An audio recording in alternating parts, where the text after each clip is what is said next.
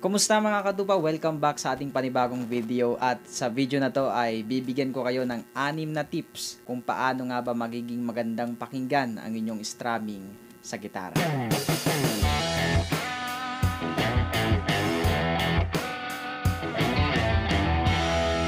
Alright, so yun mga katupa, magbibigay ako sa inyo ngayon ng tips na magpapaganda ng strumming ninyo. Pero bago muna ang lahat mga katupa, gusto kong ipakilala sa inyo ang bagong microphone na ginagamit natin ngayon, which is yung Mayono PM500. So yung microphone na to mga katupa ay professional large diaphragm microphone, na kung saan yung polar pattern nito mga katupa ay cardioid. Ibig sabihin nito, yung pickup niya ay nandito sa harapan at less noise yung makukuha niya sa background. Sa itsura pa lang ng microphone na to mga katupa ay mapapawaw talaga kayo, lalo na kapag nahawakan niyo to ng personal, dahil sobrang ganda. Napaka-professional ng dating. Parang kapag mayroon ka nito ay talagang parang ang yaman-yaman mo kasi yung bigat, kumbaga hindi siya talagang mumurahin. Dahil yung microphone na to mga katupa ay gawa sa full metal. So itong Mayono PM500 mga katupa ay best for voice recording, instrument recording, sa paggagawa ng music. Sobrang maire-recommend ko sa inyo mga katupa yung microphone na to. Yung audio na naririnig nyo mismo ngayon ay galing na dito sa ating Mayono PM500. Kaya hanggang sa dulo ng video na to mga katupa, ito ang mapapakinggan nyo. Abangan nyo mamaya, papatuloy natin yung about sa microphone na to. Sa ngayon, proceed na tayo sa ating lesson. Alright, so yun mga katupa, ito na yung tips na maibibigay ko sa inyo kung paano mas magiging magandang pakinggan yung inyong strumming. So, unang-una, placement of fingers. Malaking factor to sa pag-strumming, kung ano yung magiging tunog ng strumming natin. Okay? So, ang ibig kong sabihin dito mga katupa ay yung pagpindot ninyo ng strings kapag tayo ay nagko-chords dito sa ating left hand. So, make sure na yung inyong mga daliri ay nakadiin sa ating strings para hindi magkaroon ng dead strings na tinatawag. Okay? Ibig sabihin nun parang namumute. Halimbawa, ganyan, hindi masyadong nakadiin yung ating daliri.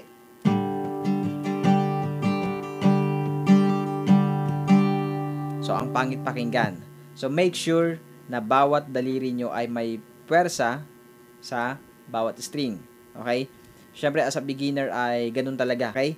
Pero, i-practice nyo, sanayin yung sarili nyo na dapat malinis yung tunog ng strings. Dapat maririnig talaga bawat pinipindot na strings. Okay? And be aware din kapag kayo ay nagko-chords, yung kamay nyo ay tama yung pagkakalagay. So, hindi pwedeng nakaganyan, natatamaan yung ibang strings. Okay? And pangalawa mga katupa, bass note hitting. So, minsan as a beginner talaga, ito yung isa sa pinaka nadidisregard or nagiging unaware. Kung ano nga ba talaga yung tamang bass note na tatamaan kapag nag-i-strum. Lagi nyo tatandaan lang mga katupa na yung bass note ng bawat chords ay, napansin ko lang to ha, lagi siyang nasa taas, pinakataas na string. It can be open string or yung nasa taas na daliri na tinatamaan na string. Okay? So, itong ibig kong sabihin. Halimbawa, sa may G chord. Okay? So, yung pinakataas na daliri natin ay nasa middle finger, yung middle finger. Okay? So, yung bass note niya, itong kanyang pinipindot or tinatamaan niya. So, ibig sabihin, yung bass note ng G ay nasa 3rd fret. 1, 2, 3. Okay? Then, 6th string, pang-anim na string, which is pinakalas siya o pinakataas na string. Okay, yan yung bass note ng G. Ngayon, kapag mag-i-strum kayo, make sure na tatamaan nyo yung bass note ng chord. Pero hindi ibig sabihin na lagi mong tatamaan yung bass note. Halimbawa, may nag-i-strum tayo. Pwedeng tamaan natin siya once at a time. Okay? At pwede naman twice at a time. Let's try na mag-strum na tatamaan natin yung bass note versus hindi tatamaan yung bass note. Okay, tingnan yung pagkakaiba.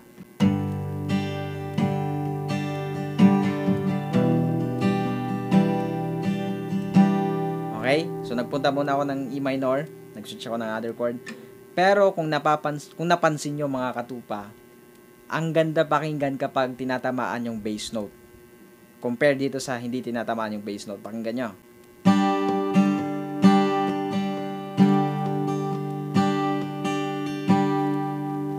Okay? So, diba, hindi masyadong nabibigyan ng kulay yung tunog. Ganun din sa ibang chords, kung ano yung bass note niya, dapat yun lang ang tatamaan. At maging aware din kayo sa tatamaan na strings kapag nagko-chords. kapag yung bass note niya ay halimbawa sa D, nasa D tayo. Ito yung bass note niya. You just open na D string. Okay?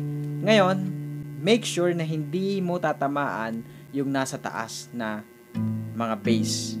Okay? Magiging magulo yung strumming mo or yung tunog ng strumming natin. Okay? So, ganito yung ibig kong sabihin kapag tinatamaan natin yung bass note na hindi dapat tamaan.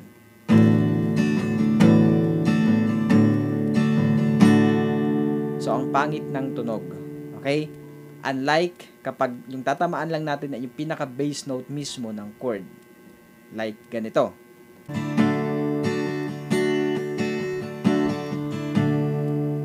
Okay? So, minsan kasi mga katupa, hindi maiwasan talaga na tamaan mo yung natitirang bass strings dito sa taas. So, ang pwede mong gawin para maiwasan mo na tamaan yung strings na yan, gamitin mo yung thumb para i-mute yung strings na yan. Kung hindi mo kaya, i-practice mo lang. Okay? Na i-mute gamit yung thumb na nandito. Number 3 mga katupa, switching of chords. So halimbawa hindi ka ganon ka-bilis or ka-smooth maglipat ng chords, ganito yung mangyayari sa strumming mo.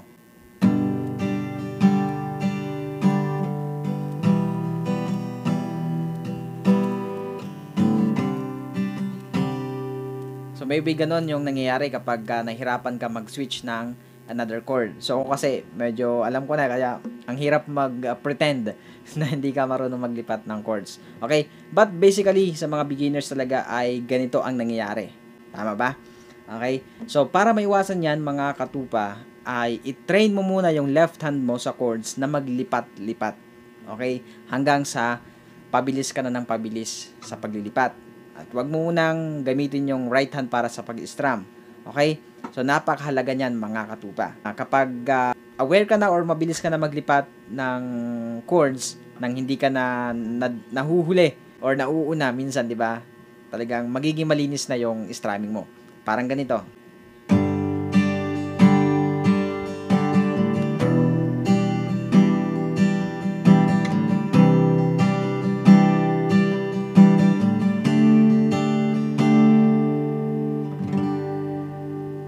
So, 'di ba? Ganyan, so kailangan aralin nyo din yung paglilipat ng chords. Pang-apat mga katupa, strumming pattern. Kapag beginner ka talaga ay kung anong strumming ang gusto mo lang gawin, yun lang yung sinusunod mo or ginagawa mo sa gitara. Kasi minsan nagiging magulo, minsan nawawala sa timing, sa beat, sa tempo. So kailangan yung strumming pattern mo ay akma doon sa beat ng kanta na tinutugtog mo. At hindi naman necessarily na tuloy-tuloy yung strumming na wala kang hinto. So, kailangan yung pag-strum mo ay mayroon siyang tinatawag na interval. So, ang ibig kong sabihin, halimbawa yung pattern na down, down, up, up, down, down.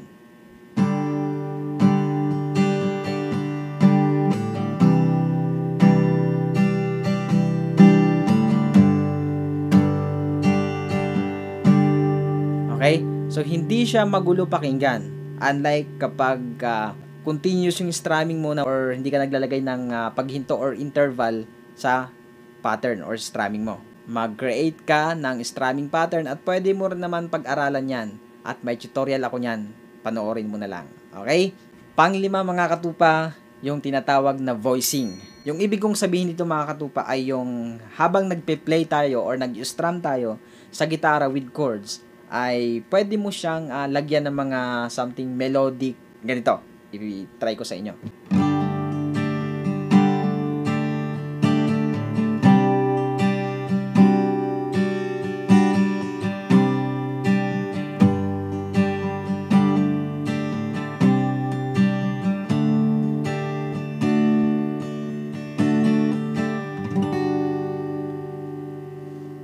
Yon ang ibig kong sabihin mga katupa. Kumbaga, pwede mong laruin yung chords depende sa gusto mo, okay? Pero make sure na ito ay maganda pa rin pakinggan.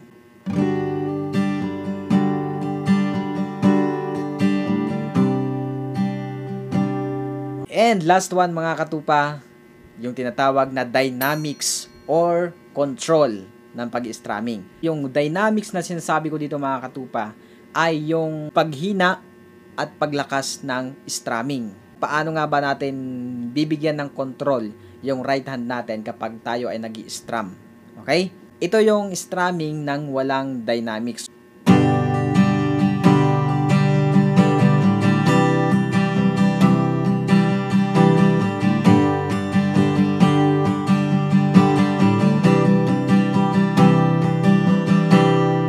Okay? So, walang paghina, puro malakas lang. So, hindi rin siya maganda pakinggan. So, kailangan natin singitan ng di siya talagang continuous na laging malakas lang. Kumbaga sa pagkanta natin, mga katupa, hindi ako singer, pero sa isang pagkanta ay hindi maganda kapag puro flat note lang. Okay? So, mayroon siyang dynamics na tinatawag na may pagtaas ng nota at may pagbaba ng nota, para yung kabuuan ng kanta or music ay maganda pakinggan. Kumbaga, nagiging synchronize yung tunog. Okay? I hope na nakakuha nyo yung ibig kong sabihin, mga katupa. So, ganito ang tinutukoy kong dynamics sa strumming natin.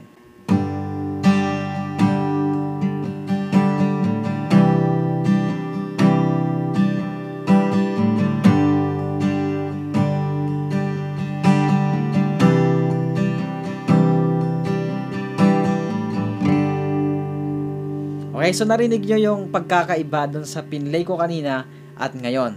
Parang ang sarap pakinggan, parang talagang may damdamin, may pinaparating yung strumming natin. Take note, lagi din nating dadamahin yung mensahe ng kanta, yung pinaparating ng kanta sa atin, para mag-reflect yan kung paano natin tutugtugin sa gitara yung isang kanta. So ayun, mga katupa, I hope na nakatulong ako sa inyo sa paano nga ba mas magiging maganda yung strumming natin sa gitara. Masasabi ko lang, mga katupa, take time to practice and always ask wisdom from the Lord. So yun, mga katupa, pagdating naman sa Mayono PM500 na microphone, kayo na ang humusga sa naging tunog na microphone na to, at may re-recommend ko talaga yung microphone na to, mga katupa, kapag kayo ay, lalo na magre-recording kayo ng worship, mga worship team. Para sa inyong kaalaman, yung ginagamit ko na microphone before na nag-video tayo ng mga tutorials ay Mayono din yun. Okay? So, but this time, pinadalhan tayo ng Mayono ng bagong microphone, which is itong PM500, at sobrang ganda talaga, mga katupa. I tell you na hindi kayo magsisisi kapag binili nyo tong microphone na to. Kung gusto nyo bilhin, mga katupa, yung microphone na to, ang Mayono PM500, merong link sa description. Alright, so bago ko rin wakasan ang video na to, mga katupa, gusto kong magpasalamat sa taong ginagamit ng Panginoon or ginamit ng Panginoon sa channel na to, dahil isa siya sa subscriber natin dito sa ating channel. At grabe, mga katupa, nabibless ako kasi unti-unti nang pinoprovide ng Lord yung equipments natin dito sa ating channel. That's why napapansin nyo, may mga nagbago sa ating video ngayon. Meron tayong bagong upuan na gaming chair, na kung saan komportable na tayo, hindi na sumasakit yung batok natin at yung likod natin. Okay? At yung lightings natin sa likod, grabe. Nanonood siya ngayon sa video na to, at lagi siyang nanonood sa mga tutorial natin. At maraming salamat po talaga sa buhay po ninyo, at nakikita po ni Lord yung puso ninyo, yung pagiging generous ninyo. Kaya I declare blessings po sa inyong buhay. So ayun, mga katupa, kung isa ka rin sa may puso na suportahan yung ministry natin dito sa YouTube, ay pwede mo akong i-contact, message mo lang ako. At niniwala ako na kapag binibless natin yung ministry ng Panginoon, ay mas lalo tayong i-bless ng Panginoon. So ayun lang, mga katupa, maraming salamat sa inyong panonood. Jesus loves you, and all the glory belongs to God.